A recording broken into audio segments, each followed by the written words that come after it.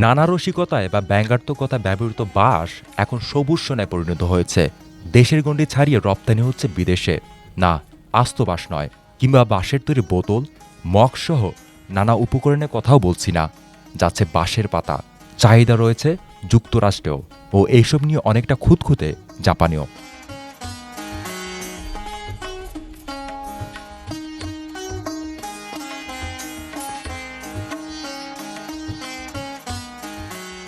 এমন সব বিস্ময়কর তথ্য নিয়ে রাজধানীর বৃক্ষমেলা হাজির হন বান্দরবনের লামার সাইফুদ্দিন সাইফ।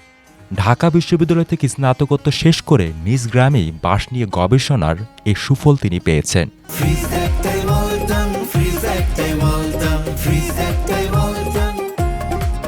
এবার রাজধানী আগারগাঁওয়ের বৃক্ষমেলায় ৬০ প্রজাতির বাঁশ নিয়ে চমক সৃষ্টি করলেন সাইদ। বান্দরবানের লামাতে আমাদের কাছে আছে 210 প্রজাতি সংগ্রহ, মেলাতে এনেছি আমরা 60 প্রজাতি।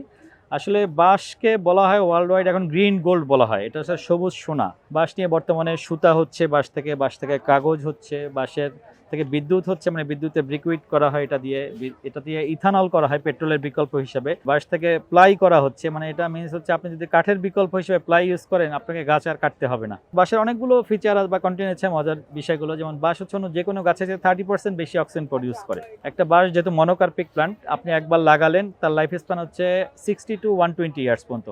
আপনি 5 বছর থেকে এখান থেকে হারভেস্ট করতে পারবেন। তার লাইফ স্প্যান মানে যতদিন থাকবে, ফুল না আসলে সে মারা যাবে না, ফুল আসলে একবারই সে মারা যাবে। শুধু বাঁশ গাছের প্রদর্শনীতেই সীমাবদ্ধ ছিলেন না, তার বাঁশ পাতার চায়ের কারিশমাও ছিল চোখে পড়ার মতো। সামনে আনলেন এই চায়ের ঔষধি গুণাগুণও। আর বাঁশ গাছ কিভাবে সবুজ সোনায় পরিণত হচ্ছে সেই গল্প তুলে ধরলেন সাইফুদ্দিন।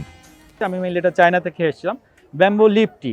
যেহেতু বাঁশ পাতা হচ্ছে অ্যান্টি অক্সিডেন্ট এবং অ্যান্টি ব্যাকটেরিয়াল উভয়, এবং বাঁশ পাতার মধ্যে প্রচুর পরিমাণে সিলিকা থাকে। সিলিকা হচ্ছে ন্যাচারালি কোলাজনের উৎপাদনটা বাড়ায়। কোলাজন হরমোন, আমাদের বয়স হয়ে গেলে কোলাজনের পরিমাণ অনেক সময় কমে যায়, কোলাজন ইনজেকশনও নিতে হয়, কিন্তু ন্যাচারালি এটা গ্রো করে, মানে চামড়া অনেকে ঝুলে যায় বা চামড়া স্কিনের ইলাস্টিসিটি বাড়ায় মেইনলি এটা।